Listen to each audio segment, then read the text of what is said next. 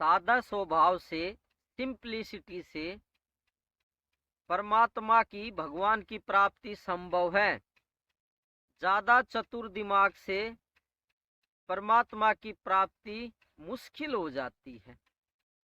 भगवान को पाना सभी चाहते हैं, लेकिन गुरु महाराज के सामने, गुरु के सामने चतुर दिमाग लगाते हैं, चतुर बन के खाते हैं, सादा स्वभाव नहीं रख पाते हैं। इसलिए भगवत प्राप्ति मुश्किल हो जाती है और सादे स्वभाव वाले को, भोले स्वभाव वाले को परमात्मा की प्राप्ति सहज ही हो जाती है, आसानी से हो जाती है। तो नमस्ते, मैं पवन यादव, रामपुरा झज्जर हरियाणा एनसीआर से इसी को समझेंगे।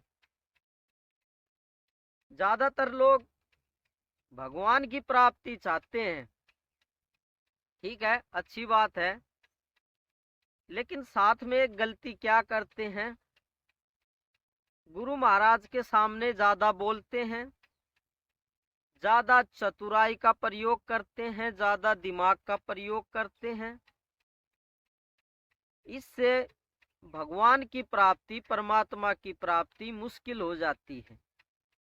कभी भी गुरु के सामने ज्यादा चतुर बन के ना दिखाएं, सादा स्वभाव रखें।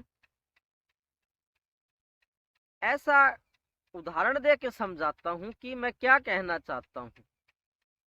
जैसे मेरे ही गुरु के सामने काफी उनके शिष्य थे, जिसमें से कुछ पढ़े लिखे भी थे, कुछ अनपढ़ भी थे, और पढ़े लिखे प्रिंसिपल भी थे, नेता भी थे, और सरकारी नौकरी पे उच्च पद पे अधिकारी भी थे, और पैसे वाले भी थे। अब जो प्रिंसिपल थे स्कूल के, वो गुरु महाराज को ही समझाने लगते थे कि देखिए, भगवान की प्राप्ति ऐसे होती है, ऐसे नहीं होती है। तो ये एक चतुर स्वभाव है कि हम गुरु महाराज को ही समझा रहे हैं कि भगवान की प्राप्ति कैसे होती है, कैसे नहीं होती है। तो ये चालाक दिमाग है। गुरु के सामने बड़ा बन के ना दिखाएं, चतुराई ना दिखाएं।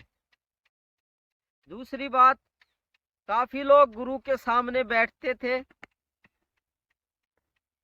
और दूसरों की बुराई करते थे कि दूसरा शिष्य सेवा कम करता है, उसको सेवा बढ़ानी चाहिए। कोई दूसरा शिष्य है, वो सत्संग नहीं करता है, वाणियों के पाठ नहीं करता है, तो वो दूसरों के अंदर दोषारोपण करते थे गुरु के सामने बैठ के। तो ये भी एक चतुराई ही है। गुरु के सामने बैठ के किसी की भी बुराई नहीं करनी चाहिए कि कोई सेवा ज्यादा कर रहा है या बिल्कुल नहीं कर रहा है। राजनीति की बात ज्यादा करते थे कि राजनीति में कौन अच्छा है, कौन बुरा है। गुरु से पैसे मांगते थे कि हमें धन की प्राप्ति हो जाए। गुरु से नौकरी मांगते थे अपने बच्चों के लिए। गुरु से बड़ा मकान मांगते थे। गुरु से अपना प्रमोशन मांगते थे कि मेरा प्रमोशन हो जाए, मैं बड़ा अधिकारी बन जाऊं, मैं नेता बन जाऊं। इस तरीके से वे चतुराई का प्रयोग करते थे। ये भी एक चतुराई ही है। गुरु से कुछ मांगना भी एक चतुराई ही है। जबकि उनके पास पैसे पहले से ही ज्यादा हैं, और पैसे ज्यादा होने के बाद भी और ज्यादा पैसा मांगते थे, और ज्यादा मकान मांगते थे। पहले से ही सरकारी नौकरी है तो फिर दोबारा सरकारी और बड़ी सरकारी नौकरी मांगते थे। तो ये चतुराई के अंदर ही आ जाता है। इस तरीके से गुरु महाराज को ये पता लग जाता था कि इनका सादा स्वभाव नहीं है। जो भी मैंने पीछे उदाहरण दिए थे, ये सभी चतुराई और ज्यादा दिमाग का प्रयोग करते थे। इससे गुरु महाराज को यह पता लगती थी कि इनका सादा स्वभाव नहीं है। अब मैं भी कभी कभी जाता था और कभी ज्यादा सेवा भी नहीं की, कभी वाणियों के पाठ नहीं किए, कभी अखंड पाठ नहीं किया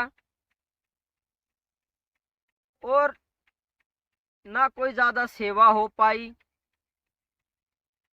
अब गुरु महाराज कहते थे कि वाणियों का पाठ करो, उदाहरण से समझा रहा हूं ये बात। तो मैं कहता था जी मैं तो आपके दर्शनों के लिए आया हूं, आपसे मिलने की इच्छा थी तो मैं आ गया। मैं वाणियों के पाठ ना मेरे को समझ में आते हैं और ना मेरी वाणियों के पाठ में इच्छा है, ना अखंड पाठ में मेरी इच्छा है। तो फिर कभी जाता था तो कहते थे कि आपको कोई नौकरी चाहिए, तो मैं यही कहता था जी मैं आपके दर्शन करने आया हूं, आपसे मिलने की इच्छा है तो मैं आ गया। फिर कभी जाते थे तो कहते थे कोई अपनी समस्या दूर करानी है, अपने दुख दूर कराने हैं तो मेरे को बता दो।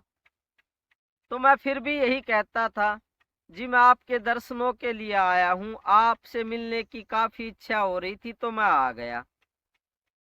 अब बार बार गुरु महाराज ये पूछते थे कि तुम्हें कुछ चाहिए, तो मैं बार बार यही कहता था। सालों तक मैंने यही बात कही कि जी आपके दर्शनों की इच्छा हो गई तो मैं आ गया। तो उन्होंने कहा भगवान चाहिए, तो मैंने कहा कि जी मैं आपके दर्शनों के लिए आया हूं, आपसे मिलने की इच्छा थी। अब बाद में जो लोग ज्यादा सेवा करते थे, ज्यादा पैसा लगाते थे भंडारे में, जो वाणियों का पाठ ज्यादा करते थे, अखंड पाठ ज्यादा करते थे, बर्तन धोते थे, पोछा लगाते थे, गायों की सेवा करते थे, उनको वो गति प्राप्त नहीं हो पाई। और गुरु महाराज मेरे को वो ब्रह्म ज्ञान और परम गति दे गए। ऐसा मैंने अपना पुराना अनुभव बताया। काफी लोगों ने कई कई साल तक पूरी जवानी और बुढ़ापे में भी गुरु की सेवा की थी। मतलब काफी पैसा लगाया था सेवा में और हाथ पैरों से भी काफी सेवा की थी, उनको वो परम गति प्राप्त नहीं हो पाई। और लास्ट में ना किसी सेवा की मैंने और ना कोई पाठ किए, फिर भी वो परम गति मुझे दे गए। ना ज्यादा मैंने पैसा लगाया। तो ये सादगी से ही परमात्मा की प्राप्ति होती है। गुरु महाराज के प्रेम से ही ब्रह्म की प्राप्ति होती है। तो इस बात से ये बताना चाहा कि मैं वहां पे गुरु दर्शन करने जाता था और गुरु से मिलने की इच्छा होती थी तो उनसे मिलने चला जाता था। तो ये हो गया गुरु प्रेम और सादा स्वभाव। और उन्होंने बहुत कुछ देने के लिए भी कहा कि आपको धन चाहिए तो मैं दे देता हूँ, आपकी कोई समस्या है तो वो दूर कर देता हूँ, कोई नौकरी चाहिए, गाड़ी बंगला कुछ चाहिए तो मैं तुम्हें दे देता हूँ। लेकिन कभी कुछ नहीं मांगा, परम सादगी में रहा। तो परम सादगी में रहने से ही परमात्मा की प्राप्ति होती है। तो ये मैंने अपना अनुभव, जो कि कभी किसी वीडियो में नहीं बताया, ये मैंने अपना अनुभव बताया। तो आज यही कहना चाहता हूं कि गुरु महाराज के सामने ज्यादा चतुराई का प्रयोग ना करें कि मुझे ज्यादा ज्ञान है, मैं ज्यादा पढ़ा लिखा हूँ, मैं यहाँ सत्संग करने आया हूँ, मैं यहाँ सेवा करने आया हूँ, ये भी अहंकार ही है। जब आप में सादगी प्रकट हो जाएगी और गुरु महाराज को जब ये लगेगा कि इसमें परम सादगी प्रकट हो गई है, परम सादगी, सिंप्लिसिटी आ गई है, तो उसी को ही ब्रह्म विद्या, ब्रह्म ज्ञान या भगवान को देते हैं या भगवान को प्रकट करते हैं। ऐसा मेरा अनुभव है। और जो पूरी जिंदगी सेवा कर गए, जिनका बुढ़ापा आ गया, बुढ़ापे में भी सेवा कर ली, भंडारे कर लिए, पैसे लगा लिए, गुरु से पैसे कमा लिए, धन ले लिया, अपने बच्चों की नौकरी लगवा ली, शादी करवा ली, कोई बड़ा पद प्राप्त कर लिया नेता का, उनको ब्रह्म पद की प्राप्ति नहीं हो पाई। इसके पीछे ये पता लगता है कि उनके अंदर सादगी नहीं थी, चतुर दिमाग था। बड़े बड़े प्रिंसिपल आते थे, बहुत बड़ी बड़ी वाणियों की बात करते थे, बहुत बड़ी बड़ी वाणियां बताते थे गुरु महाराज को। हमने कभी गुरु महाराज को शिक्षा नहीं दी, कभी उनकी बातों पे संदेह नहीं किया, कभी उनसे कुछ नहीं मांगा। सिर्फ एक बात, जी आपसे मिलने की इच्छा थी तो मैं आ गया, आपके दर्शनों की इच्छा थी तो मैं आ गया।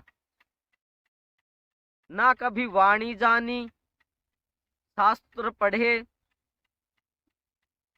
कोई योग विद्या की, कोई तपस्या की, कोई माला जाप, कुछ नहीं किया।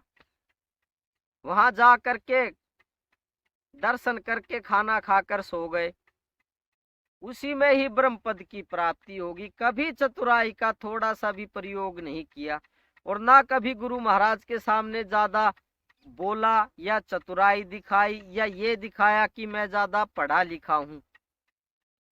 परम सादगी, ऐसे सादे स्वभाव से ही परमात्मा खुश होते हैं और बहुत जल्द ही ब्रह्म ज्ञान की प्राप्ति होती है, परम पद की प्राप्ति होती है। बाकी तो ऐसे ही रह गए, बाकी तो दुनियादारी में उलझ के रह गए, बातों में उलझ के रह गए। तो परमात्मा की प्राप्ति करे सादे स्वभाव से, सिंप्लिसिटी से। और कभी गुरु महाराज की किसी बात को मना नहीं किया, उन्होंने जो कहा, और ना कभी उनके साथ कभी कोई बहस की कि आप गलत हैं या सही हैं औरों की तरह। तो देखिए, भोले और सादे स्वभाव के आदमी को ही परमात्मा की प्राप्ति होती है।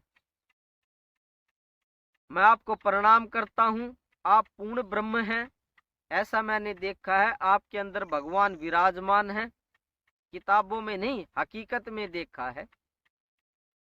सुनी सुनाई बात नहीं कह रहा हूँ, किसी ने मेरे को कह दिया कि सब में भगवान होते हैं, ऐसा सुन के नहीं कह रहा हूँ, ऐसा प्रैक्टिकल देख के, अनुभव करके कई कई सालों तक, तभी मैं कह रहा हूँ आप ही भगवान हैं, आप ही पूर्ण ब्रह्म हैं।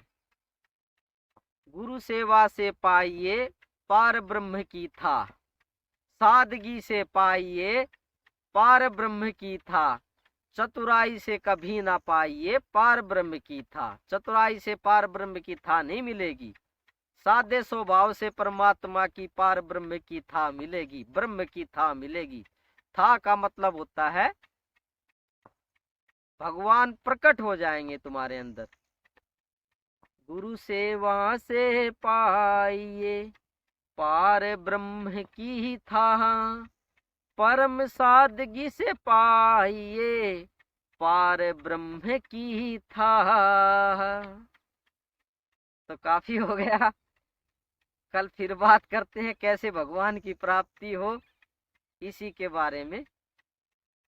धन्यवाद आज के लिए।